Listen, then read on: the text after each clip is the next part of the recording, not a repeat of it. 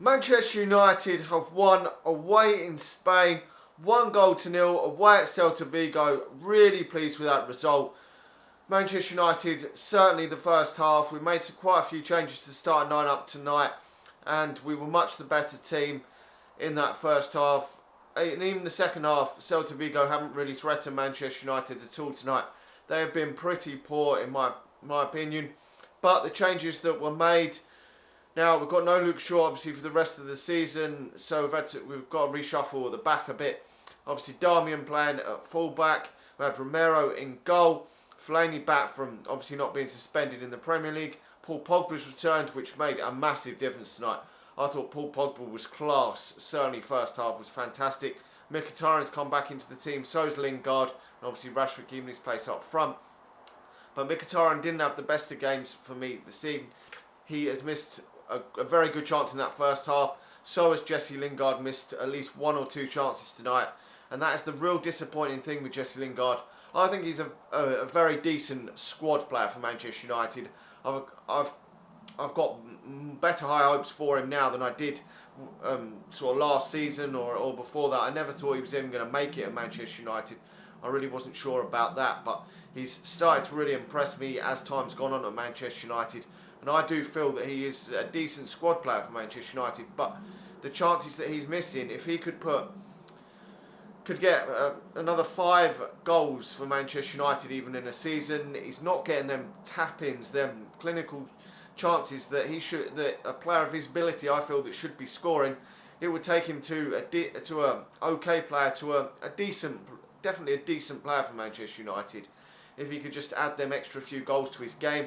He scores some great screamers at times, just Jesse Lingard, but doesn't get them few tap-ins, them few easier chances that will get his goal tally up from 7-8 goals to 10 to 12 goals in a season. And I think he's far easily capable of doing that as a player. That's why I think a lot of people have given him a lot of hate and are getting a bit frustrated, because he does miss a decent amount of chances. But that second half, Marcus Rashford stepping up to the plate with a fantastic free kick for Manchester United. I really did think that Daley Blind was going to hit it with his left foot there, but what a strike from Marcus Rashford. I didn't know he had that in him to score a free kick like that for Manchester United. We haven't seen some decent free kicks for a while. Certainly not in the Premier League at Old Trafford. We don't really see too many great free kicks from Manchester United players. We've had some great ones down the years. Even the likes of Wayne Rooney weren't too bad, but this season we haven't seen too many. Paul Pogba hasn't scored any. Zlatan scored that one in the League Cup final, but Marcus Rashford stepping up to the plate and scoring that. The only downfall tonight is that we haven't killed this game off with at least a 2-goal lead, because it should really have been at least 2 goals.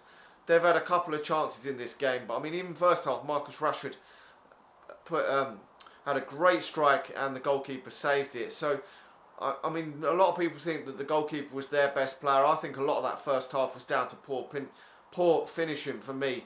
Apart from maybe that Rashford chance where the goalkeeper did fantastically well, I don't think that the goalkeeper pulled off too many fantastic saves in that first half. I thought a lot of them chances, the Mkhitaryan one, he should have scored, and at least one Jesse Lingard chance should have been scored in this game. But really pleased that we've got the job done anyway. The only 2 downfalls, as I say, is that the fact that we didn't kill the game off and get a second goal, and that we've had Ashley Young, which looks like a hamstring injury, which is devastating news, because that could mean he could be out for the rest of the season, and we've still got quite a few games to play, which is a bit of a worry, juggling the two still with the Premier League. We're back in action again on Sunday, a tough game away at Arsenal, and we could be without him and Marcus Rashford. Marcus Rashford looks like he's done his knee in. Now that could be serious, it could be not serious, we will have to wait and see.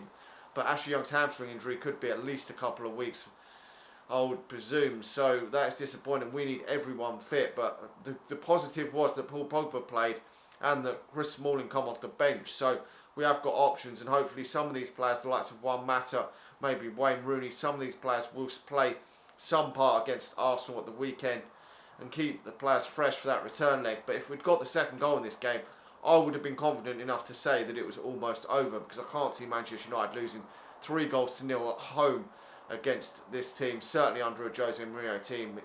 Generally, his teams defend very, very well, and we have done most of the season. Eric Bay, solid again at the back. Valencia doing a decent job, as always, at right back. So But Paul Pogba was a real standout player for me. It does when he's not playing in the Manchester United team, you can really see what you miss with Paul Pogba.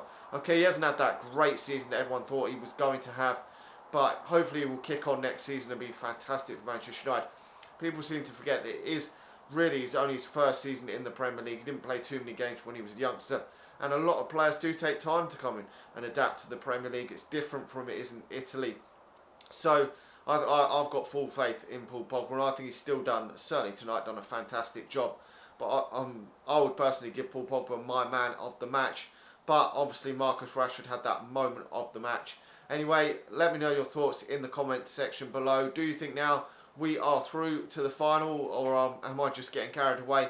I think that it's still on a bit of a knife edge if they were to score the first goal at Old Trafford. But tonight they didn't look too clever. I mean, Aspas is their leading scorer, former Liverpool player, and he didn't really have many chances tonight, barely none at all. And he didn't really look that. He had a pretty quiet game, to be honest, and a lot of their other players had a quiet game.